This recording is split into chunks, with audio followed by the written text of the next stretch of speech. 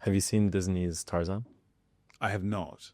The cartoon. Do I look like one of the villains in it? You actually look like the main villain. Do I? But he's very dapper. He's like... Is that something Smith or is that Mulan? I forgot the guy's name. He is this wide shoulder, small waist, large man, always with a double barrel shotgun, trying to hunt Tarzan, and he's protecting Jane. I'll take it. Well, you're a much more charming version of the Tarzan villain. We're about to find that out. We're about to find out.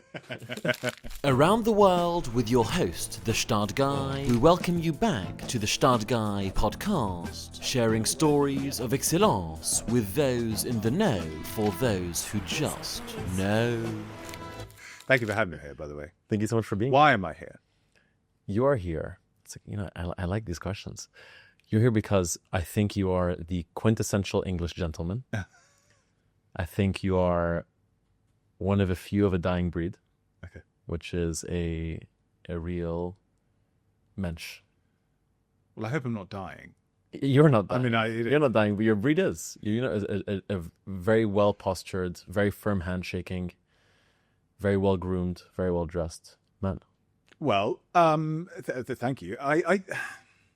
It's a funny one. I think that my mother would squirm if she heard me being referred to as a gentleman. The only thing that'd be worse than that is me referring to myself as one. And, I think that you're right to the extent that it's sort of rare to see, you walk down the street, even in London, and there's a sort of a kind of dearth of people who clearly want to make a real effort in terms of how they dress and how they present themselves. And I think when you do pass someone like that, there's a sort of, it's a bit like if you own a Land Rover Defender, there's like a code. If you pass someone in a Land Rover Defender and you're in one, there's a single finger that goes up from the steering wheel. Did you know this? They put one finger up to each other, and it's like the Land Rover Defender salute. No way. Yeah, it's a real thing. Wow. My father-in-law has a Land Rover Defender, and I've driven it, and I went past someone, and my father-in-law said, "Remember, you must do the single finger salute," and it really was a thing. Wow. Even with the new ones? It's yeah, it's really the proper ones. And actually, no, the new ones actually I quite like. Although I'm so interested in how SUVs in general or kind of off-roading cars have become the sort of Nappy Valley car mainly for mothers. And I mean, I do the school runs and I take my children to school, and there are a lot of Defenders. Well, cars that you sort of associate with the military or the countryside or farming, and they are driven kids to school. It's amazing. And they're very practical. Out the roads. Very practical. Lovely cars. I mean, I do absolutely. Yeah.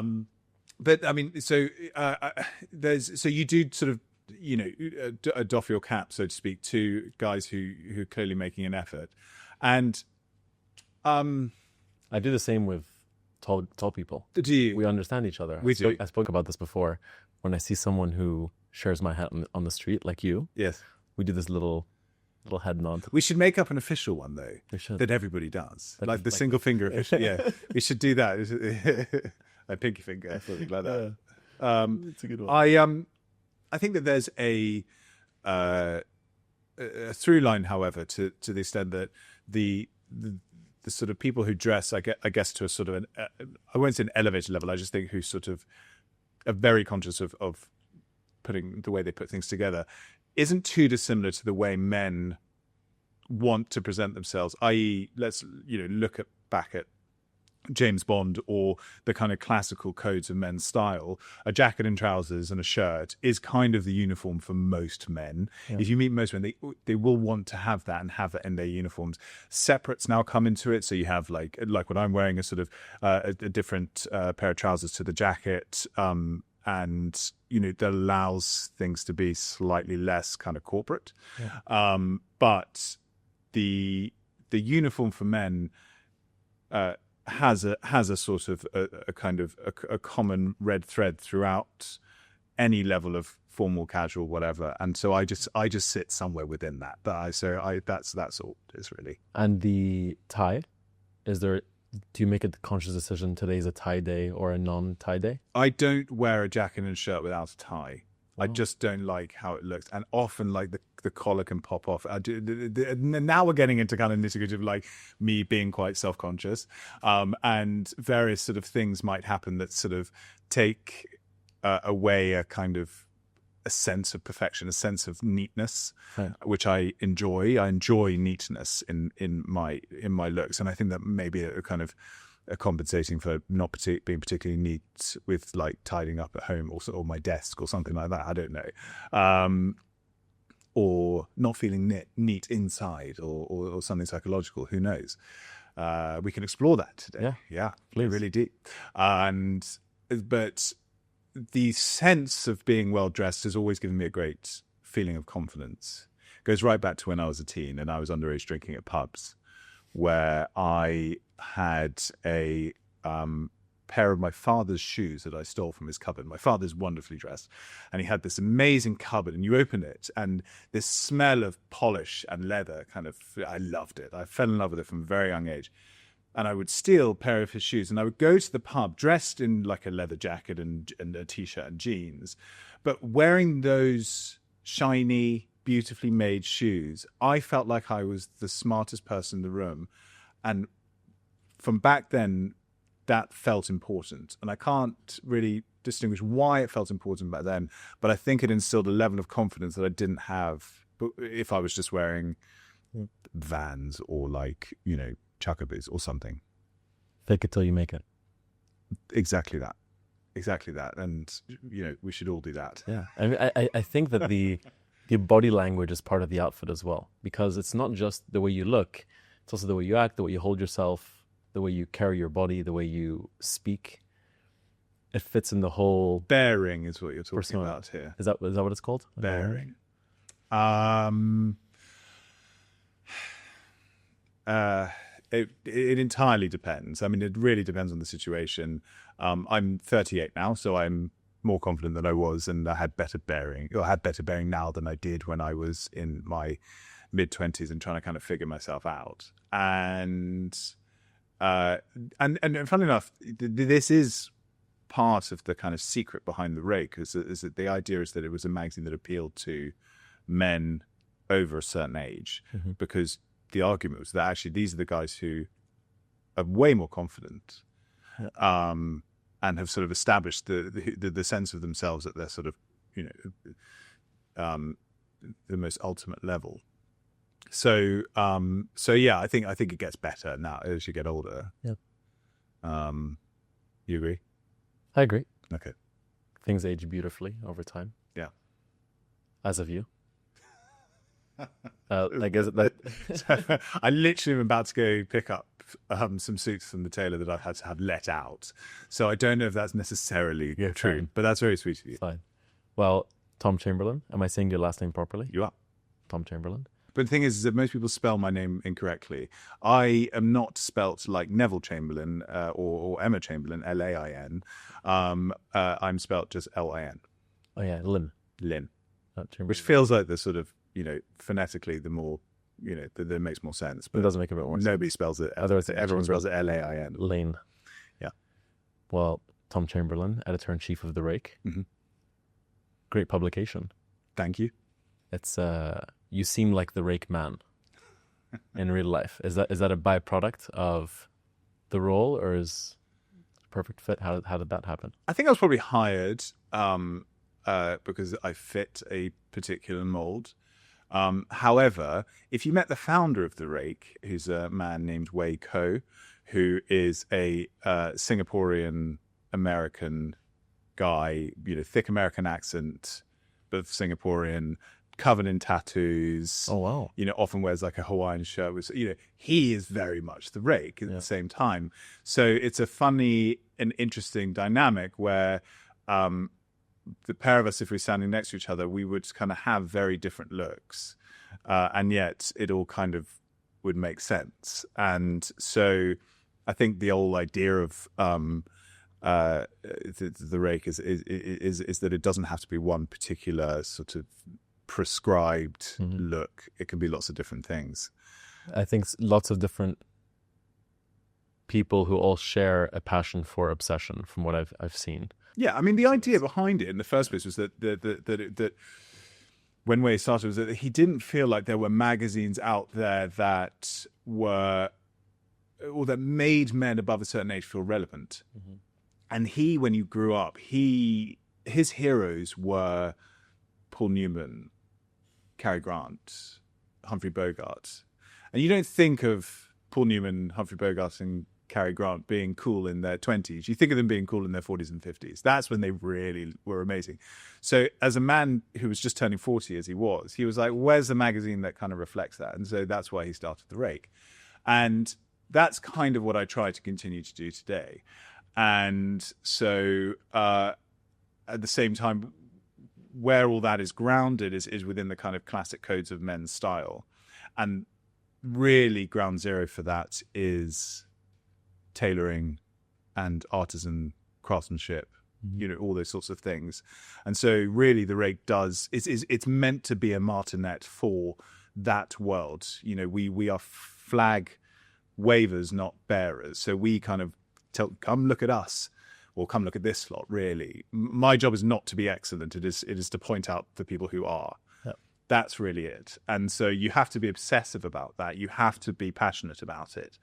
But truly, it's not about me or us at the Rake. It's about the people that we talk about. It's not about product. It's about people behind product. So, the watchmaker or the tailor or the shoemaker, these are people who commit their lives vocationally to a particular set of skills that for your benefit as a consumer, and often, it's not a particularly lucrative life, but they will spend their entire lives doing it, perfecting it, and making it better and better. So you've met a lot of people that are very obsessed with what they do, that have dedicated their lives to those obsessions. Yeah.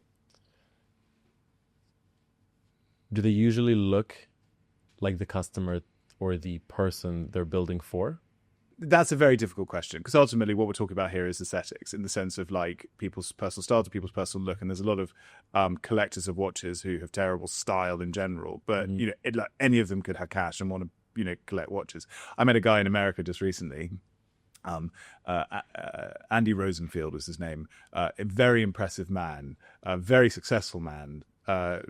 Is the president of a company that owns the LA Dodgers. Amazing looking, beautifully dressed.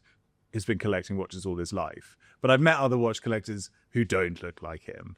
So I don't really know how to sort of answer that succinctly and satisfactorily for you, because I find that obviously if you're a tailor, you kind of have to be an advert for your work. And same with shoemakers. My problem with shoemakers is that they seem to be dreadful at looking after their shoes. And shoe maintenance is just one of my absolute bugbears. You need to be able to look after your shoes. But these guys sort of click-clop around in shoes that probably need a new polish and need looking after. But they are, at the coalface, as it were, with kind of, dust and sort of, it's a workshop, and so of course it's going to be a little bit scuffed around there, and usually sort of it's a pretty confined places. A lot of guys, outworkers for shoes, work in their garden sheds. So I think that there's you've met a lot of these people, and so that everybody, what it draws in is the a kind of microcosm of the world's wealthy, but at the same time it's such a broad church. It's nobody's quite the same there. It's not a sort of homogenous unit of people. There's a real people come from lots of different weights, heights, aesthetics, jobs, sort of personal styles. They are either wealth whisperers or they're dandies, or they're all sorts of different people. I mean, you yourself have this wonderful wealth whispers sort of look, head to toe Laura Piano. It's all rather wonderful.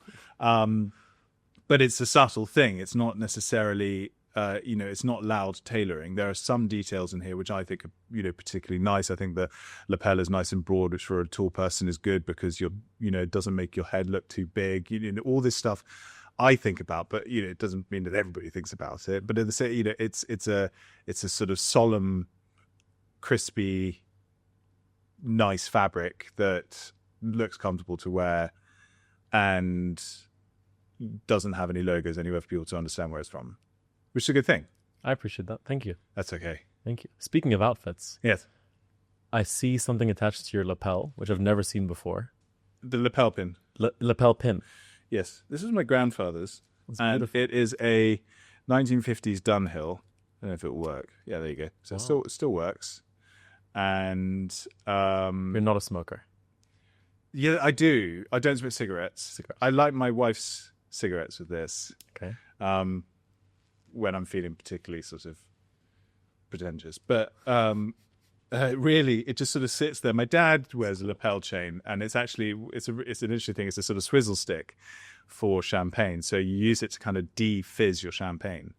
Because sometimes champagne can be quite fizzy, overly fizzy. And so, that just kind of helps get the fizz out. So he's always had one, and I just quite like it. I don't accessorize too much.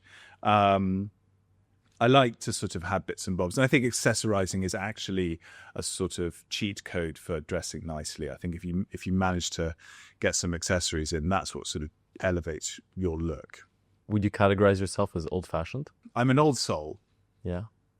And I have that sort of innate English habit of nostalgia, where we think of England or I think of England in a very particular way that perhaps isn't realistic, but I sort of wish it were so. And I'm not particularly hip, if that's really the question. If it was, are you old-fashioned versus are you kind of very modern? I don't think I could pick up that particular mantle. Yeah. So yes, I would say so. I think a old-fashioned gentleman from Italy, France, England would have a lot in common in terms of their values and the things they find value in, but they look very different. Yeah, see, this is an interesting conversation. I think that, values, I hope, are a kind of classless thing. I sort of hope that, we find that various things are associated with gentlemen or sort of various classes in England, certain types of manners or certain amounts of forks and knives on a table setting. But really, I think there are lots of values in life that are available to everybody. Yeah. Good manners, a respect for women, a kind of a sort of a value in family I don't know. There's all sorts of these sorts of things that you can kind of tap into without necessarily needing any money to do it.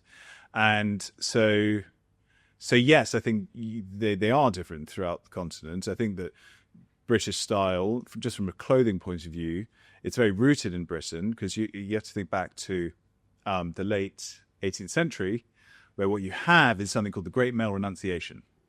And the Great Male Renunciation was when we used to, as men, wear breeches. So they would stop at the knee, and they'd be made of silk. We wear lots of embellished silk and with like gold stitching and all these sorts of things. That's how men used to dress. And they decided around then to not do that anymore. And that's when you saw that kind of austere Victorian heavy woolen dress come into play, which was very much the case in France, because in France, as you may remember, the rebels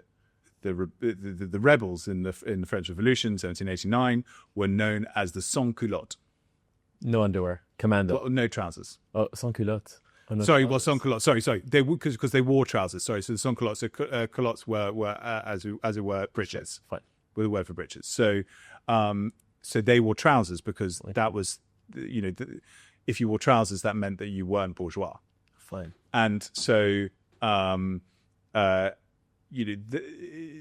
Wearing of breeches could actually be the difference between life and death back then.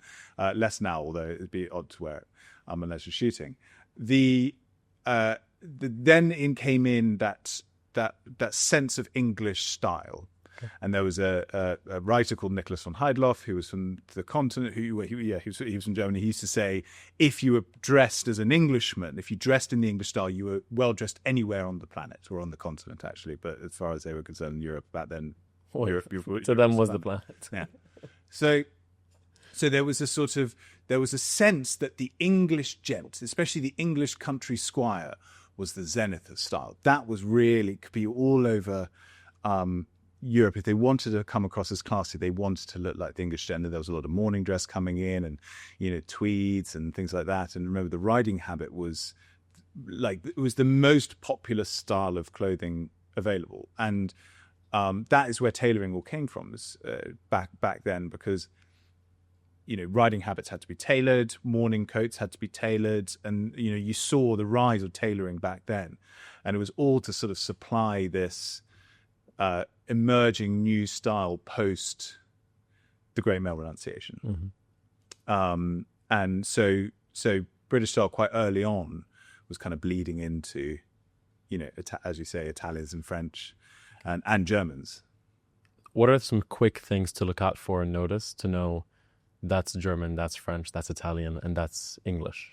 Italian's a couple of quite simple things. So there's something called spalla camicia, which is a type of shoulder where it's actually Neapolitan tailoring that does this. You can find in Milanese tailoring, they go really far on the rope. But if the jacket is tucked in to which yours is not, yours is placed on top, but if it's tucked in to the jacket, that's known as spalla camicia, and that's a telltale sign of Neapolitan tailoring. Okay. So anything from Rubinacci or anything like that, or Elia Caliendo, things like that, you'll notice it. Okay. Which gives a nice soft silhouette and really good for kind of unstructured tailoring. So in France, what we have is a kind of couture tradition rather than a tailoring tradition. You only have two bespoke tailors, really true bespoke tailors in Paris, which is Camps de Lucca, and you have Schiffinelli. And Schiffinelli is much easier to spot because it has a sort of pagoda shoulder. Karl Lagerfeld was a great fan of theirs and said he could spot it from a mile away. Jacques Chirac used to wear it. Like a great tailor. Ralph Lauren was a big fan of Schiffinelli too. Lorenzo and Massimo still run it, and they're a terrific pair. And they make beautiful suits, but it's very sweeping 6x1 button stances, so you can kind of spot it from quite far away, because, as I say, it's about couture there rather than sort of English drape, which the Brits define themselves by sort of having nice looking but comfortable clothing, whereas the French, it's like they care less about that. It's much more about them. You walk into a room wearing one of their suits and everybody just notices it and it looks wonderful. Germans, well, that's a difficult question to really, the telltale signs of Germans, because Germany is actually a very well-dressed country. Yeah. I find when I meet Germans, do you find that too? I find also the Spanish, actually, shouldn't mention. Spanish in general are quite chic. Very chic. But I think that Germany is underrated in terms of, but I think that that's a sort of slightly kind of Catholic traditional thing, because I think they all still wear morning dress for baptisms, which I think is marvelous. And so the German sensibility is, I think, just generally more formal when it comes to picking outfits. Quite British to an extent, in the sense of, like, nice shirt and nice jacket and trousers and smartly polished shoes or whatever. Like it's not too dissimilar. Like off the top of my head, I can't figure out something that would really point it out, except for if it's like, Loden jackets or something. They don't like collars in Germany. In their jackets, they like narrow collars. There you go. Okay. And English? I mean, there's all sorts of things. I mean, English tailoring. I mean, strong military shoulders bearing around. So like this, for example. This is actually considered a naturally cut jacket, but it still has a sort of strong shouldered military bearing. You got they liked a lot of canvassing, so the jackets like to sort of sit potentially sort of loose but look like kind of solid, like armor. Is Tom Ford kind of like that? The history of the So I don't want to talk too much about this stuff, but you kind of set me off with these questions. So Tom Ford based his looks on something called the hacking jacket, which that goes back a bit further. So he based it on what Tommy Nutter did. So Tommy Nutter opened Valentine's Day 1969 on Savile Row, and the cutter for Tommy Nutter was, and these guys were considered the great revolutionaries of Savile Row. They were the first to have an open window that people could actually look into and see tailoring going on. This was a hugely revolutionary thing for Savile Row, and it seemed to be sort of reinventing it because they dressed the Beatles and lots of musical figures, and they were seen to make Savile Row cool again. But the cutter for it was a guy called Edward Sexton, recently departed, I'm afraid, and he cut. I mean, the shoulders were extreme. It was like a 90-degree shoulder. And the way it kind of cut in and then flared out at the skirt, amazing looking. I mean, when you look back at the archive imagery of Tommy Nutter clothing, I mean, it really was extraordinary. But it was all based on the tailor across the road, which is a tailor called Huntsman, which you may have heard of. Of course. The Huntsman, so they basically, they didn't get to Savile Row until 1919, and then they brought in a guy during the Second World War as an apprentice called Colin Hammock, and Colin Hammock was a kid during the Blitz, and he got sent away like a lot of the kids during the Blitz into the countryside, and he was put up with a family who were a family of tailors, and he loved it, and he came back and he apprenticed in literally as soon as he was able to come back, and this was during the war still. And he came back to London because he was of age, and he apprenticed at Huntsman and then didn't leave until the mid-90s. So he stayed there his entire life until his retirement. But he was the man who brought back the idea of the hacking jacket. And the hacking jacket was, so hacking as a verb is the type of riding that you do that is not competitive. Okay. So if you're riding or hunting, so if you're riding just to sort of have a nice, and the countryside, on your horse, that's hacking. Okay. And so this jacket was single button, slightly higher up. So because when you're in the saddle, it needs to be higher up. Otherwise, if it's lower down, it would be uncomfortable. High armhole, strong shoulder. And also, you'll notice the pockets will be slanted because when you're sitting in the saddle, it means you can get your hand in the pocket easier. Okay. And otherwise, this is tough. Yes. So what you'll see with sort of Tom Ford suits, there's a lot of slanted pockets, and this all goes back to the hacking jacket. Okay. And I was lucky enough to. So and Huntsman was opened in 1849. So it's an old tailor. Yeah. Only really beaten by Henry Poole, which is sort of next door, more or less. And I was very lucky to have written the book on Huntsman. So this is why I know sort of random trivia. So let me ask you this: you have tapped in, obviously, from a kind of satirical route into this world. You've been able to, therefore, make observations on this world. You have to make observations on this world. The luxury industry has a million entry points. So food, yachting, watches, clothing, I should say tailoring, accessorising, grooming, like all those sorts of things. Where do you find your comfort zone is in terms of sort of your kind of your passion, your knowledge, your interest?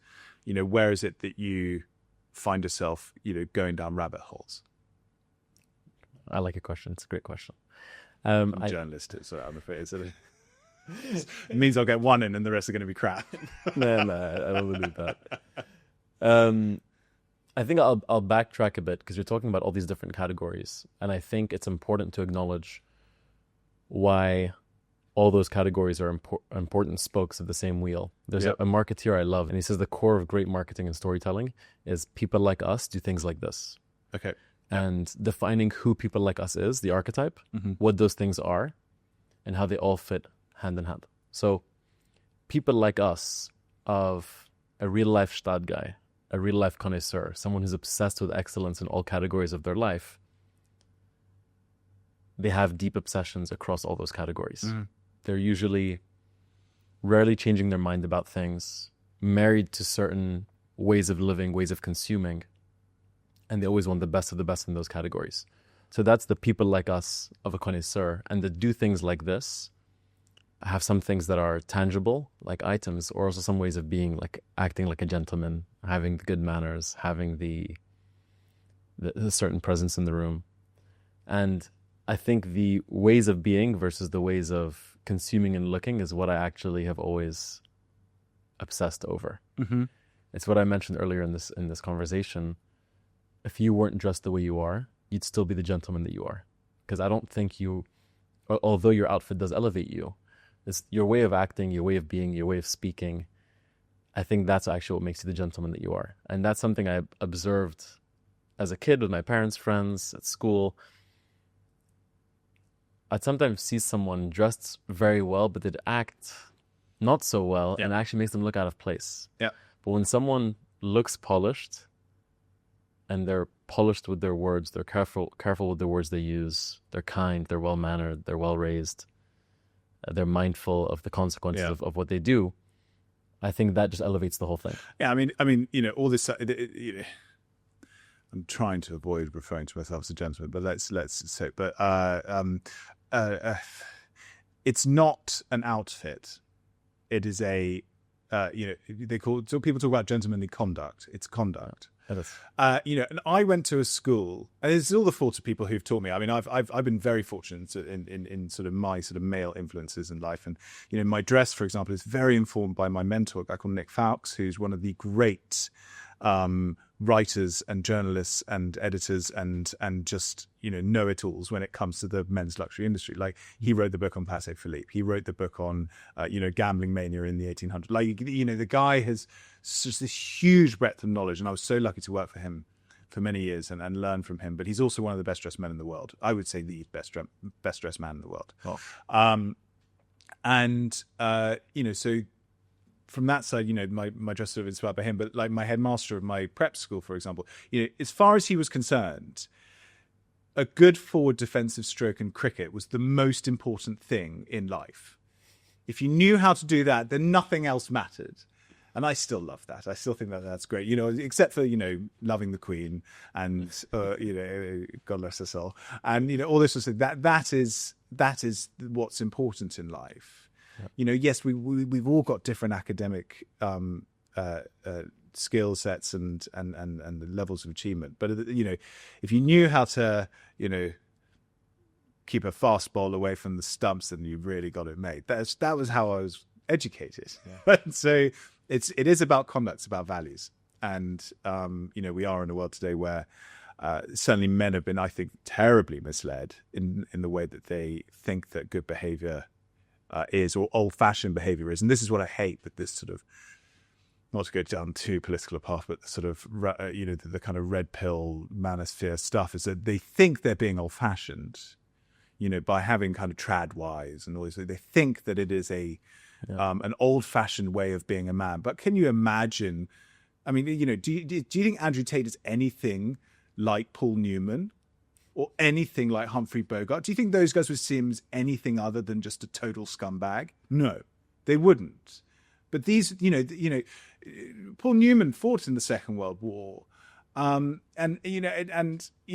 spent his life kind of being charitable, but also racing motor cars and just being the coolest guy who ever lived. And so, it's this sort of skewed idea of what I think who men are. I think we are at a sort of slight odd moment with all this, and I think that if I can sort of in one way or another sort of not sort of try and force people down a particular path of behavior, but at least be something that people might look at other than what currently people are looking at on YouTube and social media. Then I hope that's helpful. But let's see, This podcast is brought to you by Poubelle by the Gstaad Guy, allowing you to express all the things you love and all the things you may question on interchangeable charm jewellery that can be combined to create bracelets, necklaces, handbag accessoires, and much more. From iced matcha and reformer Pilates to sauna buckets and a pair of skis. All the things you love and even the things you question can be expressed through Poubelle. Why do you think it's trending so much to be this aggressive, angry version of a man? Being outraged feels good. Yeah. Being sort of. I mean, also, I think that there's a sort of. Everyone wants a sense of belonging. It's funny, we talk about the world of the luxury industry. There's people around the world every day who make £10 million a day. Someone somewhere around the world makes £10 million a day. Yeah. One of the first things they do pretty much is buy a house in London because it's a good investment, but also there is a sense that is where the people go. Yeah. Build it and they will come. Well, London was built a long time ago. And when it comes to the sort of luxury establishment, people want to join in, and they want to come and they want to kind of feel a part of. And that habit doesn't drift away whether people are making, £10 million a year or, 100,000, 50,000, 20,000. Everyone wants a sense of belonging. It's why, there is gang culture, and I don't think I think that needs to be understood before it should be,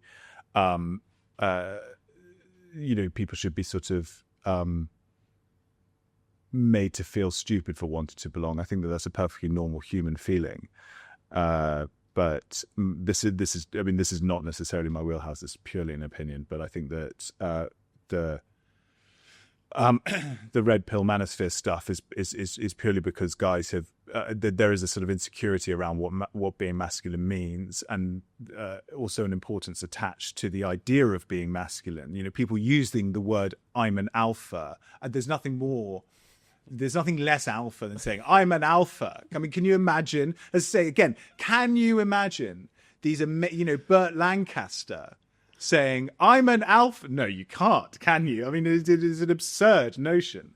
Anyway, this is too much clickbait. No, it's good. I'm going to get in trouble. Have you seen the movie The Blind Side? The American football one? Yeah. Yes. I love that movie because I love how the main character is so gentle. Yes. And I love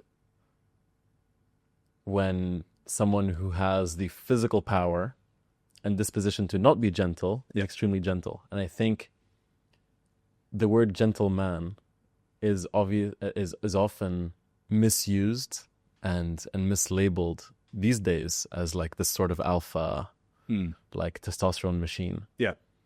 Well, first and foremost, like the word gentle is there. And I think something I've spoken about before is being mindful in the way you behave is not doing things you can do because it's wise not to do those things. Yeah. So it's like being in great shape and not walking around with your shirt off all day, and being a gentleman is that. It's having the ability to, of course, spread rage and be aggressive and be this testosterone machine who's swearing and throwing things around because that's what our our ape tendencies make us want to do sometimes. But staying gentle and staying mindful of the things we do is the first step, I think, of actually being a gentleman. And I think it's more and more rare these days because people feel judged by being gentle, and they feel like they might have to fake being aggressive or angry to be perceived as men. How do you feel about the way men are perceived these days and the perception of being gentle versus being aggressive and that push and pull? I think that I know less about this than a lot of very interesting people like Scott Galloway. I think that I think the men are a fairly simple folk who have really complex feelings, and I think that we aren't. It's and I say this with regards to specifically with regards to, our sort of, the things that kind of can make us happy. I read sort of in a load of data that, there's one thing that men really thrive on, and this is interesting, I think. One thing that men really thrive on is being educated. Men love to learn stuff because they love to go to the pub with their mates, and they love being around their mates. Men love being around their mates. It's a great feeling. But they love to sort of show off. Did you know? Hey, guess what I learned today? And there's like a sharing fun facts with each other. We aren't sort of intellectually stunted. That is not who men are. We love kind of picking up random bits of information, and I feel like if my accidental success on TikTok it has any kind of rationale behind it, it is that I just sort of say things that people might find interesting and may not have known before. And so I think that there is so many aspects to sort of men and the things we like and the things we find joy from, that you are right, is made to seem somehow beta or like or not cool or frankly, everything is wired around this whole idea of it's from when we were teenagers of who was snogging the best looking girl at school kind of thing. Like that was sort of the guy who was snogging the best looking girl at school. He was the coolest guy in school, or if you were the first 15 captain. And I think that there's we often find that difficult to pull away from it, but I think society sort of often says that men who are as you say, gentle, kind, considerate. And I would say if you like American football films like that, you should watch Remember the Titans. It's a perfect example of this. That it was about this wonderful sort of friendship between two guys, and that sort of went from being aggressive down to not. And if anybody watches that and thinks, God, that's the opposite of what we should do, then I fear for you. But there is there are people on the web who say, you know what, there's been years and years and years of you being told that everything that you consider traditionally masculine is toxic. And so here's the solution to it, be just as bad from the other side of things. But, again, I should declare that this is not my wheelhouse. I'm not, and I'd love to read more about this stuff and get to know it better. Because I'm curious. Curiosity is I love being curious about this stuff. But I like to think that part of my job with the Rake is to sort of give people a little bit of escapism from all that shit. So be away from people needing to feel like they need to justify the things that they like. Mm-hmm. So they go to the Rake and they'll read about things that are hugely indulgent and often frivolous, but are beautiful. What we talk about with the luxury world is, for me, it's the applied arts. A beautiful watch is an artistic expression, but at the same time, it's also a scientific one. And these things are meant to be sort of looked at, and people feel a sense of joy just by kind of being in proximity to it, whether it's on the page or on YouTube or whatever. Just the fact that this stuff exists means the world is actually quite a nice place. The world is full of horror too, and there are lots of people that cover that. My job is to just be a constant reminder that there is a certain level of beauty in this world that everyone can look at and enjoy and understand better just by a bit of education. Whether that kind of is a sort of antidote to the red pill thing, I don't know, but maybe it's a start. As well as being the editor-in-chief of the Rake, you're also a father of two. Yes, my favorite thing.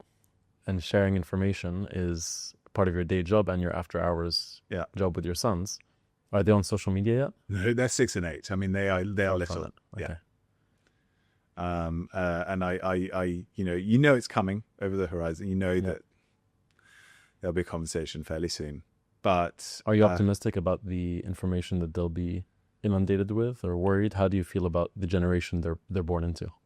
There's no lack of books. There is an abundance of phones and stuff, but there is no lack of books.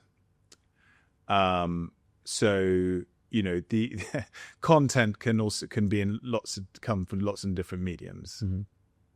And so of course I worry about all this stuff because it can turn dark quite quickly if the algorithm wants it to. At the same time, you yourself, let's say, they go on and you're the first thing that gets sent to us. What they're being sent to is a fairly positive thing. You bring, I guess, a kind of a sense of humor, but also an education, and also a kind of, you'll teach my sons about satire. Satire is a very important thing. We're in a world where, you want to hold powerful people accountable. And satire is what does that. Satire is the greatest form of kind of political protest, because it comes from powerful places sometimes, and that's terrific. And so I think, if they learn about satire through social media, then great. I just don't want them to be sort of where it can go. Yeah. But I love my boys; they're wonderful. Love being a dad. Oh, sure, it's beautiful. Yeah. You mentioned holding powerful people accountable through satire. Yeah. Do you do a bit of that, you find, through the Rake? I take the piss out of people a lot. I think it's not really my role. Yeah. I think that there are people who, one of my great heroes is Graydon Carter. He's currently the editor of Airmail. He was the editor of Vanity Fair for 25 years. And he was the one who called Donald Trump the short-fingered vulgarian. He coined that thing at Spy magazine, and really has rattled the president of the United States. He doesn't like it, but Graydon has always been just supremely brave about this stuff, because he's always, if there's a story to be told, he'll tell it, and that, I think, today is a very difficult thing to do if you don't have terrific backing, with great sort of teams behind you, big, powerful publishing houses. Also, creating a readership that wants to access this kind of thing. Nobody reads the Rake because they want sort of striking political satire. It's not like a print version of, Have I Got News for You? Yeah. But it is got some things in there that is irreverent. I want to be irreverent at the and I think that my feeling is that the audience like it too. They like a good blend of the sort of sentimental and the satirical, and so I try to do these sort of little snippets of it, but I don't think it's really my role. Okay. Where your readership is mostly English? No, America by far is our biggest market. Wow. God bless you. Why do you think that is? It's my biggest market too, for Gstaad Guy. Well, firstly, it's just a consumer market. I mean, these guys are just rabid consumers, and we love them for that. It's a great thing. So we want. I think Americans, when you go around to the 50 states, each state is a country of its own. It has its own culture, it has its own flag, has its, there's something about each one that has its own dish, has its, all these sorts of things. So America is jam-packed with culture, but it's a curious country. It has a real interest in other things. And for some reason, I think they are attracted to the whole old-fashioned British thing. Yeah, they are. Which is super. I mean, marvelous. And long may that last, because it's very good for business. Yeah. And I hope that they are sort of quenched in their curiosity for that stuff through the Rake or through my social media or whatever. They get. I mean, it's over 50% of the people that watch my videos on social media they're from America. So 55% usually. It's mad. But they are just a curious bunch. And I think that there's a real sort of snobbiness around Americans, that they are sort of uneducated. Most of them don't have a passport, and I think that, and I just think actually nothing that I've experienced about America bears that out. And I think that they are a people who are just endlessly curious about the stuff outside of America, and it's luckily British style and old-fashioned Britishness, the royal family and so forth, lands very much within their collective Venn diagram of stuff they're interested in. I heard there's more Americans than ever moving to London, and You're very welcome. they're very welcome. But I heard that also, what I hear the chatter on the street is a lot of London's not what it used to be. We're leaving London, and there's also all this conversation around more millionaires than ever have left the UK and left London. Mm-hmm. You've been here for a long time. Mm-hmm. You are observing Mm-hmm. the world around you in London, particularly for a living. Have you seen London change? No. I think London's quite an evergreen tree. I think everyone likes to say, disparaging things around London, but generally, it's kind of a conveyor belt. So some people leave, other people arrive. You just said it. Mm-hmm. Loads of millionaires going, but more Americans coming than ever. There's a lot of bloody millionaires in America. The most. Yeah. It's like people talking about the death of magazines. They've been saying that since the 80s, or the death of Savile Row. It's kind of, there's always sort of gloom and doom. I've never felt too worried. I think London, I actually did get asked this when I was in LA. I was like, people moving to Milan. It's like, no, people aren't, because the lingua franca across the world is still English, and London is that central GMT sort of sweet spot that everybody is happy to be at. And so, I don't fear London in the way a lot of people do, I think. If I was a young man curious to elevate my style and my way of being and grow into a Tom Chamberlin approved gentleman. What a thing. What a thing. Where would I start my journey? Well, interestingly enough, I started my journey at Reese. Okay. I was working for a TV show called The X Factor. Wow.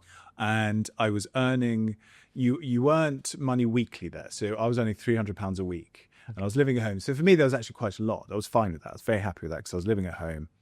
And I was a runner. I was making tea for Simon Cowell and lighting his cigarettes. That was basically my thing. Wow.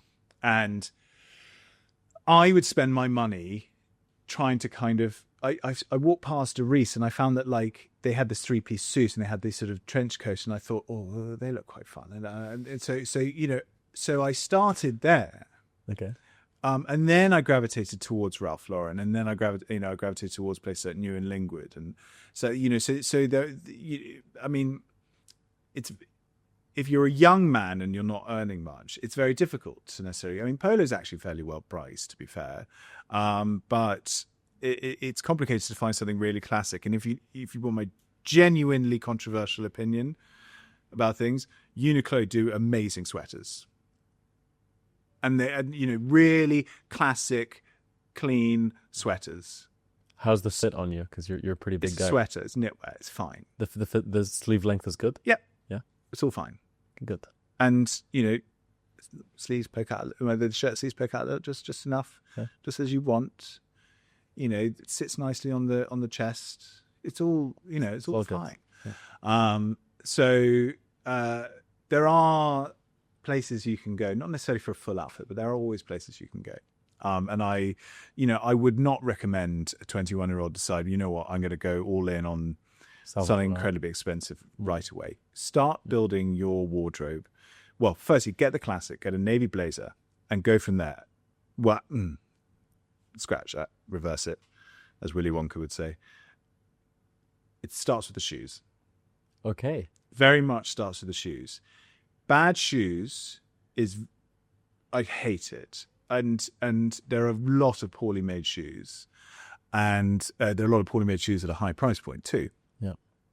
Don't ask me to say which ones. I shock you quite.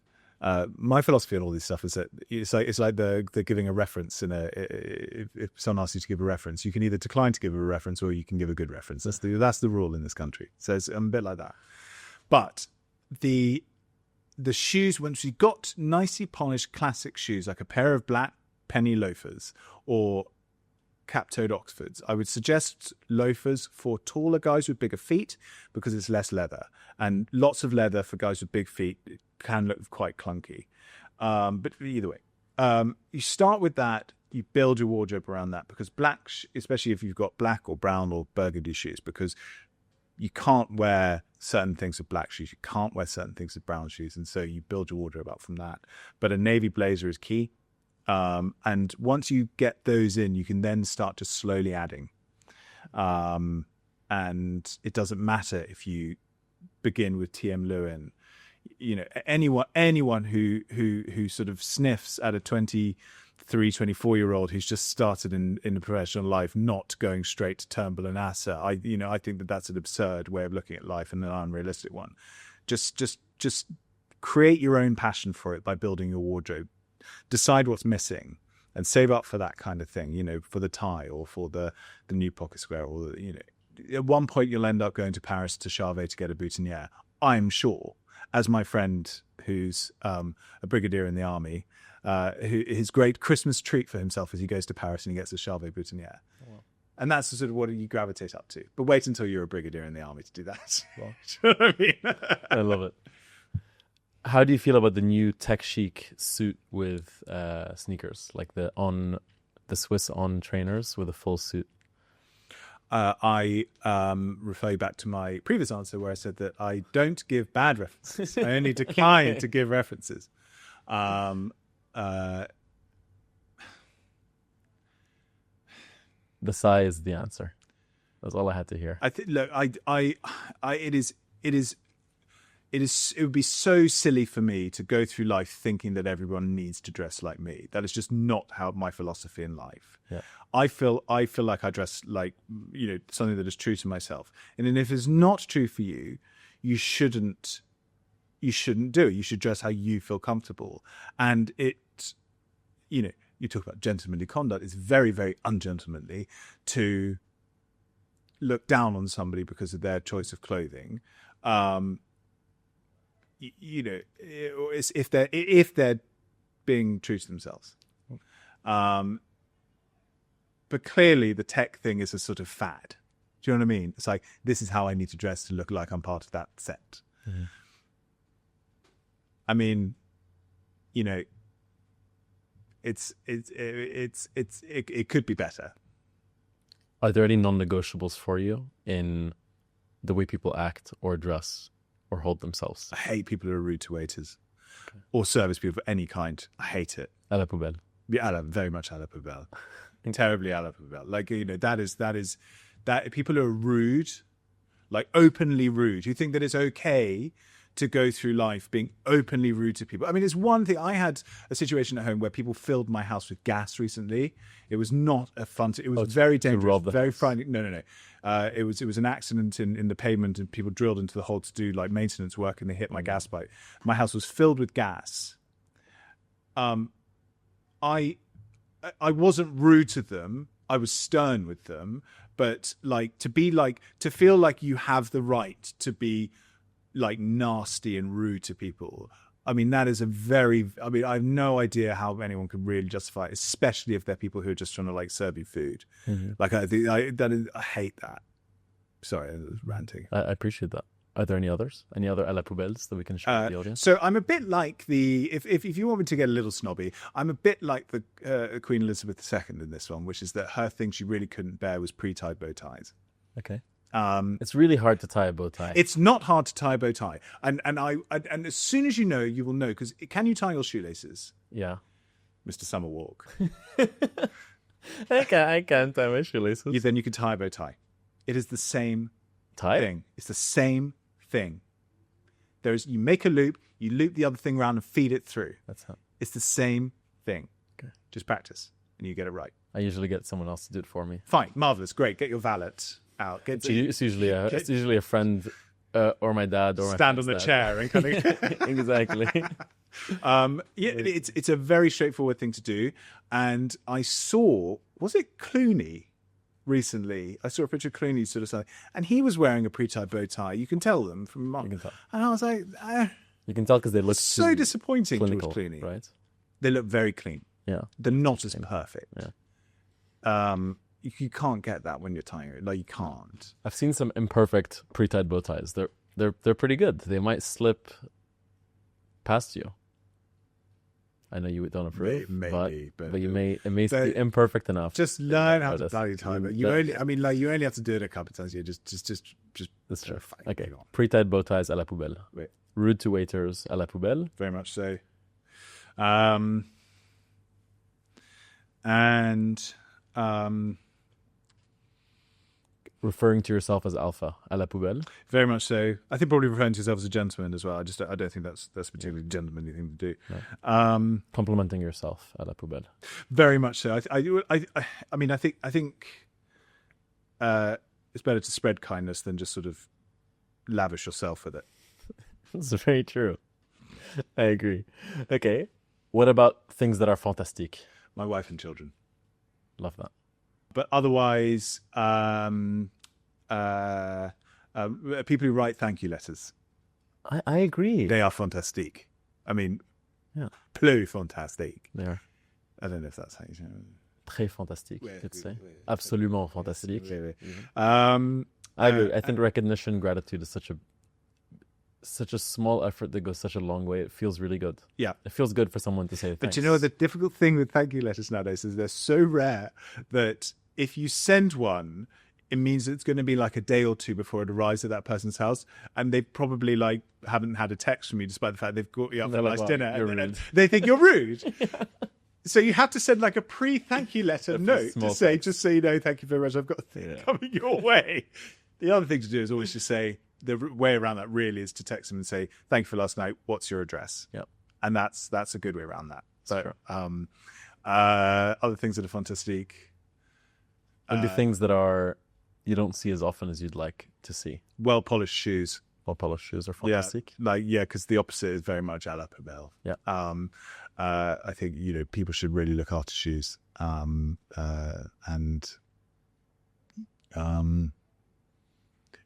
Those are sort of my majors.